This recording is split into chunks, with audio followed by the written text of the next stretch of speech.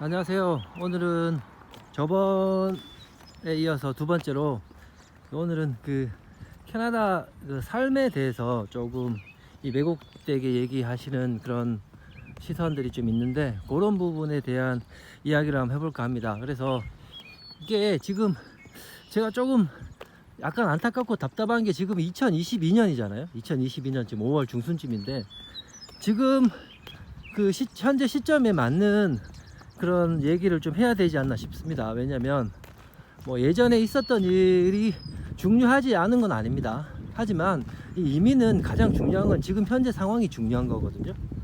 근데 자꾸 예전에 있었던 일을 가지고 지금도 그럴 것이다 라고 얘기하는 건 그건 좀 억지죠. 그래서 제가 이제 대표적으로 첫 번째 이 영어 얘기를 많이 하십니다. 유튜브 올리시는 분들이 뭐 외국에 몇 년 살았다고 영어가 다 100% 되는 건 아니죠.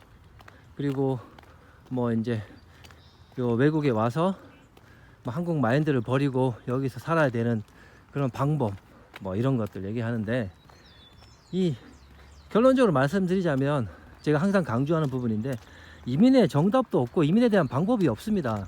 사람 사는 곳이기 때문에. 근데 그거를 뭐 굳이 뭐 영어 IELTS 몇 점 따는 방법 뭐 이민 생활 잘하는 방법 그렇게 얘기를 해야 될까요? 그런 게 없는데 그죠? 그래서 일단 영어 말씀드리면 자 여기 오셔가지고 IELTS가 점수가 필요하신 분은 이건 제 생각입니다. 뭐 제 개인 채널이니까 한국에서 IELTS 점수를 받아가지고 오세요. 그게 제일 좋습니다. 여기 오시면 일단은 적응하는 기간 동안 영어 공부할 시간이 없습니다. 그리고 이게 그 사람 상황에 따라 다르겠지만 좀 삶에 여유가 있고 자금이 충분해서 내가 한 2, 3년 정도는 캐나다 와서 그냥 영어 공부하고 그냥 여유있게 이제 2, 3년 정도는 학교 다니면서 생활할 수 있다라고 하시는 분들은 상관이 없어요. 그런 분들은 상관이 없습니다. 하지만 그렇지 않고 내가 지금 당장 캐나다 가서 직장도 잡아야 되고 일을 하면서 가족들하고 살아야 된다라고 하시는 분들은 이건 삶입니다. 그렇죠? 여기 와서 살아야 돼요. 그러니까 생각을 달리 하셔야 됩니다. 이런 퍼센티지가 얼마나 될지 모르겠는데 저는 사실 그랬거든요. 캐나다 와서 당장 먹고 살아야 됐었어요. 상황이. 근데 뭐 저는 다행히 영어 점수는 뭐 예전부터 가지고 있었기 때문에 영어에 대한 그냥 부담은 없었지만 일단은 여기서 살아야 됐었습니다. 돈을 벌고. 그래서 제가 뭐 제 기준으로 얘기하자면 아마 그러신 분이 조금 더 많다고 봅니다. 이게 나이대 기준으로 보면 뭐 30대 중반부터 한 50대, 40, 50대 분들까지는 와서 살아야 되잖아요, 당장. 그게 먼저고, 제가 저 생활비 편 말씀드렸지만 1, 2년 아무것도 안 하고 있으면 가진 돈 다 까먹습니다. 그래서 와서 이민은 삶이기 때문에 뭐 여기서 살러 왔지 뭐 영어 공부하러 온 건 아니잖아요. 그죠? 그래서 요런 것들을 잘 생각하셔야 되는데 영어 공부 여기 와서 외국에 와서 한다고 늘지 않습니다. 뭐 어떤 분은 2, 3개월만 하면은 뭐 IELTS 6.0을 받느니 그런 소리 하는데 그게 절대 안 되고요. IELTS는 이게 토익하고 달라요. 이게 리스닝, 리딩, 라이팅, 스피킹 4개인데 이게 전부 다 6.0을 넘으려면 안 됩니다. 이게 공부를 해서 할 수 있는 건 뭐 리딩이나 리스닝, 뭐 라이팅 정도는 라이팅도 힘들어요. 공부해서는 뭐 리딩 정도는 공부해서 뭐 단기간에 점수를 올릴 수 있지만 스피킹이나 라이팅은 이게 단기간에 점수가 오르지 않습니다. 두세 달을 한다고 해서 6.0이 나올 수 없어요. 상식적으로, 현실적으로. 근데 왜 그런 말을 하는지 모르겠고 일단 그래서 제가 드리는 말씀은 영어 점수가 당장 필요하신 분은 한국에서 지금 뭐 한국에서도 바쁘겠지만 그래도 여기보단 나을 거예요. 영어 공부할 수 있는 시간이. 한국에서 학원 다니시면서 점수를 만들어서 오시는 게 가장 현명한 방법입니다. 이 영어에 대해 스트레스를 그렇게 받을 필요가 없다는 거예요. 이게 단기간에 뭐든지 되는 게 없고 특히 이 영어는 단기간에 늘지가 않습니다.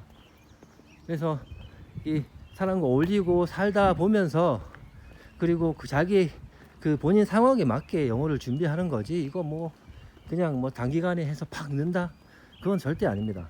그리고 여기 이제 와서 살면서 이것저것 이제 많이 느끼실 거예요. 근데 영어에 대한 뭐 불편함, 그리고 영어 때문에 내가 꼭 영주권이 돼야 된다.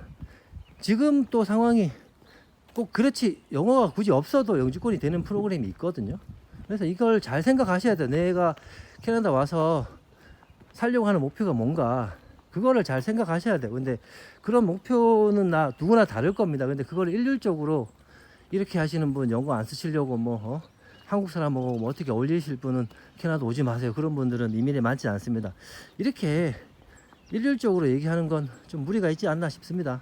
그리고 또 와서 개인 사정은 모르고 이 한국 사장 밑에서 일을 하면 정말 안 되는 것처럼 한국 사장들이 등을 쳐먹니 뭐니, 그거 다 옛날 얘기거든요. 아까 처음에 얘기했지만 그 2016년 그때 그 LMI 점수가 600점에서 50점으로 낮아졌어요. 그래서 그 전까지는 LMI 점수가 500점이죠. 500점을 줬어요. LMI를 받으면. 그러면은 익스프레스 엔터리 바로 들어오가 있으면 픽이 됩니다. 그러니까 당연히 사람들이, 한국 사장들이 이제 그거를 악용을 했죠. LMI를 주면 이 사람이 영주권이 나오니까 그거를 볼모로 삼아서 사람을 막 부리고 많이 했어요.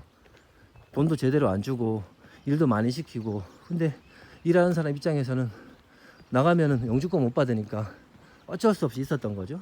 그런 일이 비일비재했다고 합니다. 예전에는 2016년 전에까지만 해도 그런 일이 많았대요. 근데 그건 옛날 얘기잖아요. 그게 옛날 얘기라고 잘 됐다는 건 아니지만 지금은 그런 일이 일어나지 않습니다. 물론 옛날에 그런 나쁜 사장들이 지금은 개가천선해서 다 사람들이 좋아져서 그렇게 된 게 아니고, 지금은 상황이 바뀌었어요. 여기도 코로나 터지고 하면 사람들이 많이 갔어요. 많이 갔고, 그리고 이제 LMI를 받는다고 해서, 스폰을 받는다고 해서 영주권으로 이어지진 않거든요. 그리고 요즘 물론 PMP 같은 경우는 업체에서 스폰을 하기도 하지만 지금은 사람이 워낙 없습니다. 일할 사람이. 그렇기 때문에 업주 측에서도 이런 사람을 함부로 그전처럼 그렇게 하지 못해요. 함부로 그렇게 부리거나 그런 불합리하게 사람을 대하지 못합니다. 그죠? 가게도 비즈니스를 해야 되는데. 그러니까 지금 어떻게 보면 지금 서로 조심스러운 거예요. 일하는 사람은 그걸로 인해서 영주권을 받아야 되고, 또 업주 입장에서는 이 사람들 어떻게 오랫동안 일을 시켜서 자기도 비즈니스를 운영을 해야 되고, 그런 상황입니다 지금. 근데 그걸 가지고 한국 한인 사장 밑에서 일을 하면은 한인 사장이 등을 쳐먹는다니, 그 옛날 얘기를 가지고 지금에 끼워 맞춰서 그렇게 얘기하면 안 되죠. 그럼 사람들이 혼돈스럽습니다. 아씨, 내가 한국에 있다가 지금 캐나다 갈 건데, 야 이거 한국 영어도 안 되고 이거 어떡하지? 먹고 살아야 되는데 한국 사장 밑에서 일하면 안 될 것 같고, 이거 괜히 내가 이상한 사람 될 거. 그건 아니죠. 이게 제가 말했지, 이민은 삶입니다. 삶이기 때문에 여러 가지 옵션들이 있어요. 그죠? 한국 사람끼리 어울리는 것도 옵션이고, 한국 사장 밑에서 일하는 것도 옵션입니다. 자기 영주권을 따기 위한. 근데 그 옵션 중에 하나를 왜 그렇게 싸잡아가지고 그런 사람들을 비판하는지 저는 도저히 이해가 안 돼요. 이제 제 생각이죠. 결론적으로 제 생각은 영어 너무 스트레스 받을 필요 없고요. 이 당장 느는 것도 아닙니다. 당장 느는 것도 아니고 자기가 필요한 만큼 준비를 하면 되고, 그리고 지금 필요하신 분은 한국에서 공부를 해서 점수를 받아오는 게 훨씬 유리하다라는 걸 말씀드리고, 그리고 여기 와서 일단 한국 분들이 이민 오시면 한국 커뮤니티에서 처음 정착할 때 도움을 많이 받습니다. 그죠? 그리고 나중에 여기 현지 커뮤니티에 그러면서 어울리면서 사람들하고 이렇게 융화되어 가는 거지, 오자마자 그냥 그런 것들 단절하고 한국하고 무슨 벽을 쌓았습니까? 이민 오는 게? 한국이 진짜 죽어도 싫어서 오는 사람들이 요즘 누가 어디 있습니까?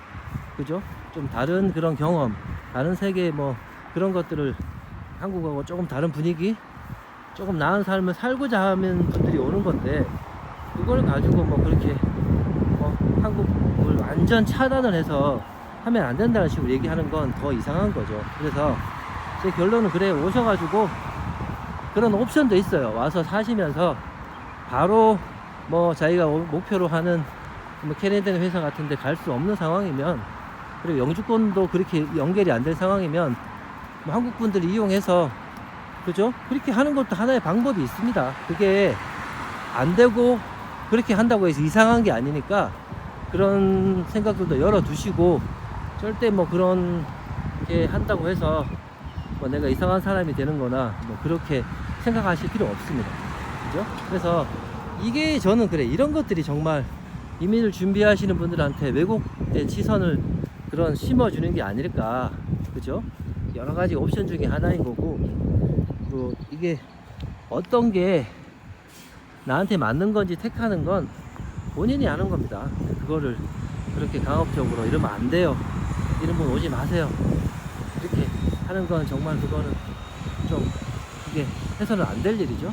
그래서 일단 오늘 뭐 두 번째 제 생각 요 정도로 말씀드렸는데, 또 다음에 또 몇 가지 더 말씀드리기로 하고 오늘은 이 정도로 마무리하겠습니다.